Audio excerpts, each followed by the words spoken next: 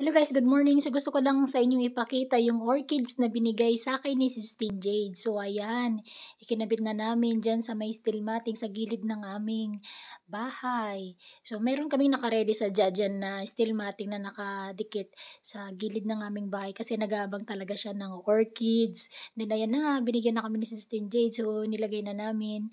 Dadagdagan pa namin yan ng bunot kapag kami ay nakabili na. So ang ganda na ng pwesto niya. Ayan guys, so o, 'di ba? Sana mabuhay sila at mamulaklak kaagad next year.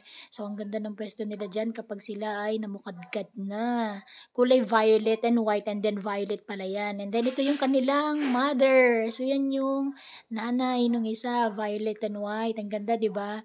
And then, yung isa naman is, yun, purong violet. Soon, sana magiging ganyan din yung bulaklak ng aming mga orchids na binigay ni Sis Jane. Thank you for watching. Bye!